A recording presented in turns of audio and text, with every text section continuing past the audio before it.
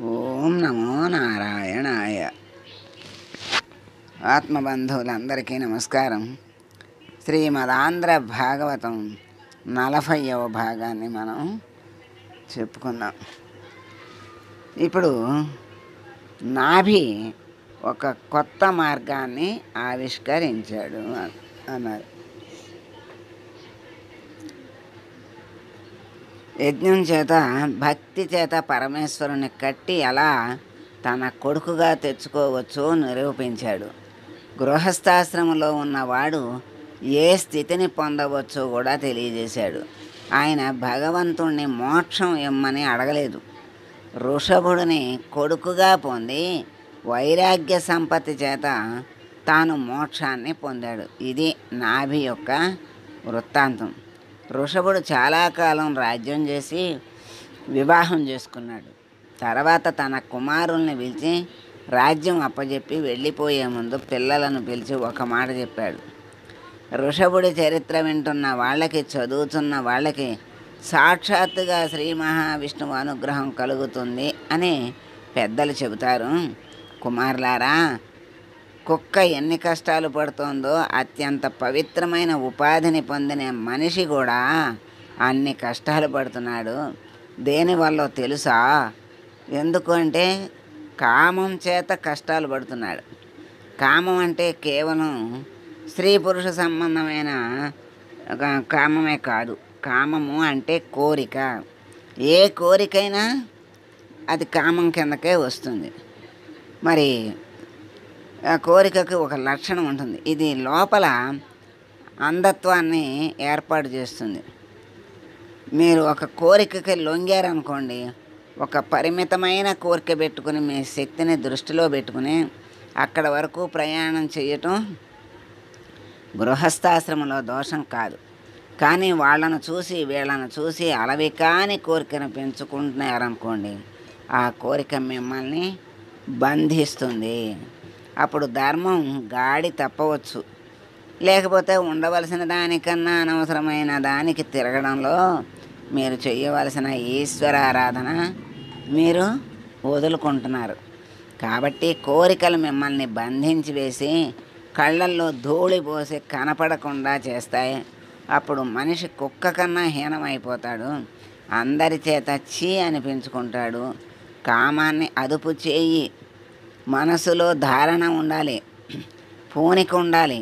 అందుచేత కామం పెరిగిపోవడమే బంధహేతువు అయిపోతుంది. అంటే కామం పెరగడమే బంధానికి కారణమవుతుంది. దీన్ని విరగొట్టడానికి నేను 2 మార్గాలు చెప్తాను, జ్ఞాపకం పెట్టుకోండి అని చెప్తున్నారు. అందులో మొదటిది తపస్సు చేయటం, లేకపోతే ధ్యానం చేయటం. ఈశ్వరుని యందు భక్తిని పెంపొందించుకోండి. రెండవది సజ్జన సాంగత్యం ఒక్కటే ఈశ్వరుని దగ్గరకు తీసుకువెళ్తుంది. ప్రయత్నపూర్వకంగా భగవద్భక్తులతో స్నేహం చేసి వాళ్ళను గౌరవించటం నేర్చుకో.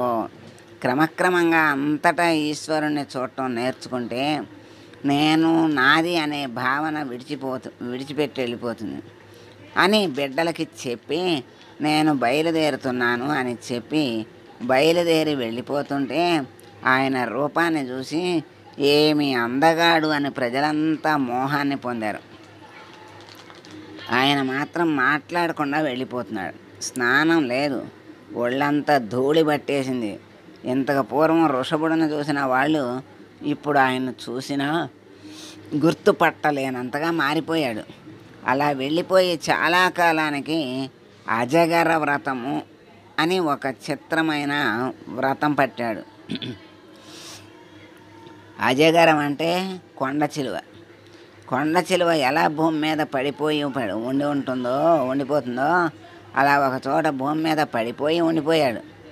అతను పొందిన యోగ సిద్ధులన్నీ అయ్యా మేము నిన్ను వరిస్తున్నాము, స్వీకరించండి అని అడిగాయి.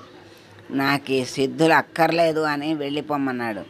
అలా చాలా కాలం పడి ఉండి ఒకరోజు దక్షిణ కర్ణాటక రాష్ట్రంలో ఉన్న అరణ్యంలో నడుస్తున్నాడు. ఆయన అలా నడిచి వెళుతుంటే అక్కడ ఉన్న చెట్లు ఒకదానితో ఒకటి పారాడి అంటే రాసుకుని ఒక అగ్నిహోత్రం బయలుదేరింది. పెద్ద అగ్నిజ్వాలలు రావటం ప్రారంభించాయి. ఆయన వాటి వంక చూస్తూ నవ్వుతూ నిలబడ్డాడు. అవి వచ్చి అంటుకుంటే శరీరం పడిపోతుంది అనుకున్నాడు. యథార్థానికి అలా ఉండటం అంత తేలికేం కాదు కదా. అందుకే అన్నారు ఋషభుడి కదా, అసుర సంధ్య వేళ ఎవరు వింటున్నారో వాళ్ళకి సమస్త కామితార్థాలు ఇవ్వబడతాయని చెప్పబడింది. ఆ అగ్నిహోత్రం శరీరాన్ని పట్టుకుంటుంటే నవ్వుతూ నిలబడ్డాడు. శరీరం కాలిపోయింది. తాను ఆత్మలో కలిసిపోయాడు. ఋషభుడు ఇలా శరీరాన్ని వదిలిపెట్టాడు అని రాజ్యాన్ని ఏలుతున్న అరహన్ అనే రాజు తెలుసుకున్నాడు. తెలుసుకుని మనకు ఒక సత్యం తెలిసింది. లోపల ఉన్నదేంటి? ఆత్మ సత్యమైనది. ఈ శరీరం మనది కాదు. కాబట్టి ఈ రాజ్యంలో ఉన్న వాళ్ళెవరూ స్నానం సంధ్యావందనం చెయ్యక్కర్లేదు, దేవాలయాలకు వెళ్ళక్కర్లేదు, పూజలు చెయ్యక్కర్లేదు, బ్రాహ్మణులను గౌరవించక్కర్లేదు, యజ్ఞయాగాదులు చేయాల్సిన అవసరం లేదు, ఎప్పుడు పడితే అప్పుడు పడిపోతారు అని చెప్పాడు. వాళ్ళందరూ ఈ ప్రక్రియ మొదలుపెట్టారు. అయితే వ్యాసుల వారు ఇది మహాదోషం అన్నారు. ఎందుకంటే ఇది కలియుగ లక్షణం. మీరు ప్రయత్నపూర్వకంగా జ్ఞానిని అనుకరించకూడదు, అనుకరించలేరు కూడాను. మీరు ఎన్నడూ అజ్ఞానిని అనుకరించకూడదు. మీరు కర్మ చెయ్యాలి, అదే మిమ్మల్ని జ్ఞానిని చేస్తుంది. కానీ మహాజ్ఞానిని గౌరవించి వారి బోధలు విని అటువంటి స్థితిని పొందడానికి భక్తితో కూడిన కర్మాచరణం చెయ్యాలి. ఇది వైరాగ్యాన్ని ఇచ్చి మిమ్మల్ని ఒక నాటికి జ్ఞానిగా నిలబెడుతుంది. ఇక్కడ కొంతమంది పొరపడుతున్నారు. అదే అర్హన చేసిన భయంకర కృత్యం. కాబట్టి ఒక మహాపురుషుని జీవిత కథగా దీన్ని విని చేతులు ఒగ్గి నమస్కరించాలి. అలా చేస్తే మీకు భక్తి జ్ఞాన వైరాగ్యాలు కలిగి మీరు కృష్ణ పాదాలని పట్టుకుంటారు. మీకు ఇహంలో సమస్తము లభిస్తుంది. భరతుడి చరిత్రలోకి వచ్చాం. మహానుభావుడైన ఋషభుని కుమారుడే భరతుడు. ఆయన పరిపాలించాడు కాబట్టి మన దేశానికి భరతఖండం అనే పేరు వచ్చింది అని చెప్తున్నారు.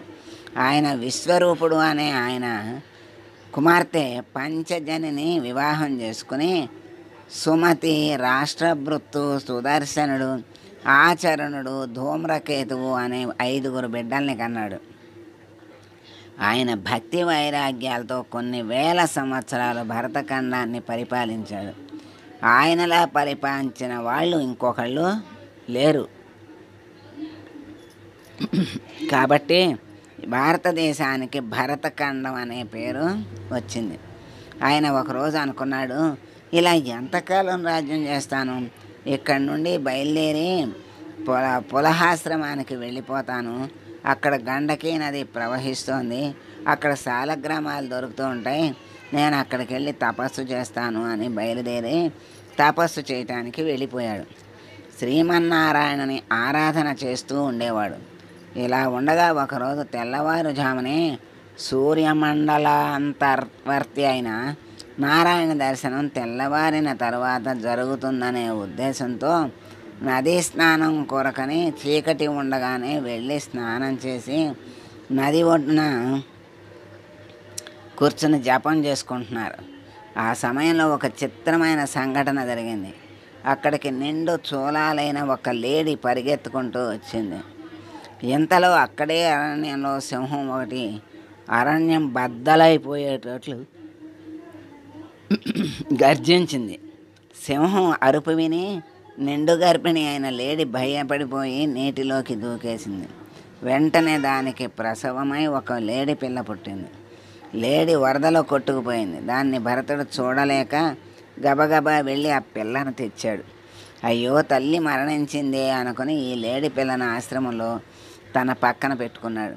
మెల్లమెల్లగా దానికి లేత గడ్డి పరకలు తినిపించడం, కొద్దిగా పాలు పట్టడం, దాన్ని పులో సింహం వచ్చి తినేస్తుందని ఎవరికీ దొరకకుండా ఆశ్రమంలో తలుపులు వేసుకుని పడుకోబెట్టడం చేసేవాడు. ఎప్పుడూ లేడి పిల్ల గురించి ఆలోచిస్తూ ఉండేవాడు. జపం మొదలెట్టేవాడు. అమ్మో, నేను ఎక్కువసేపు కళ్ళు మూసుకుంటే లేడి ఎక్కడికైనా వెళ్ళిపోతుందేమో, ఏ పూలో దాన్ని తినేస్తుందేమోనని దాన్ని చూసుకుంటూ ఉండేవాడు. రాను రాను ఆయన దేనికోసం తపస్సుకు వచ్చాడో అది మర్చిపోయి లేడి పిల్లను సాకటంలో పడిపోయాడు. భరతునికి అంత్యకాలం సమీపించింది. ప్రాణం పోతోంది. కానీ మనసులో మాత్రం అయ్యో నేను చచ్చిపోతున్నాను, నా లేడి ఏమైపోతుందోనని ఆ లేడి వంక చూస్తూ కళ్ళ నీరు పెట్టుకుని ఆ లేడినే స్మరణ చేస్తూ ప్రాణం వదిలేశాడు. ఈశ్వరుడికి రాగద్వేషాలు ఏమీ ఉండవు. ఆఖరి స్మరణ లేడి మీద ఉండిపోయింది కాబట్టి లేడిగా పునర్జన్మని ఇచ్చారు. అయ్యో, నేను లేడిని పట్టుకోవడం వల్ల కదా నాకు ఈ సంఘం వచ్చింది, అసలు నేను ఎవరిని ముట్టుకోను అని వ్రతం పెట్టుకున్నాడు. పచ్చగడ్డి తింటే దాని మీద ఉన్న క్రిములు చచ్చిపోతాయని ఆ లేడి అంటే భరతుడు ఎండుగడ్డిని మాత్రమే తినేది.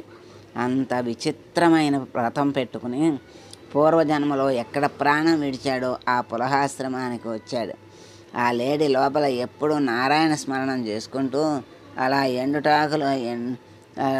ఎండుగడ్డి తింటూ జీవితాన్ని గడిపి అంత్యంలో భగవంతుడినే స్మరిస్తూ శరీరం విడిచిపెట్టింది.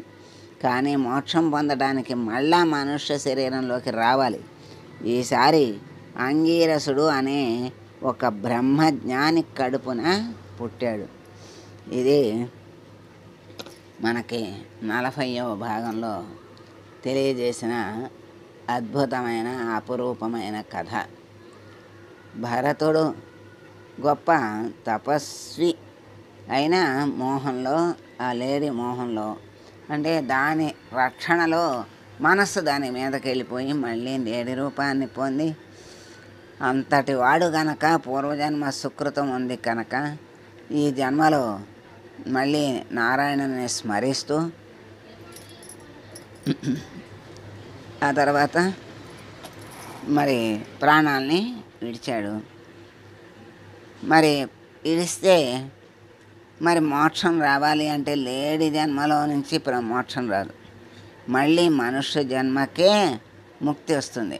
అందుకని మళ్ళీ మనుష్య శరీరాన్ని తీసుకోవాల్సి వస్తుంది. కనుక అంగీరసుడు అనేటువంటి బ్రహ్మజ్ఞాని కడుపున ఆయన మళ్ళీ జన్మించాడు అని చెప్పారు.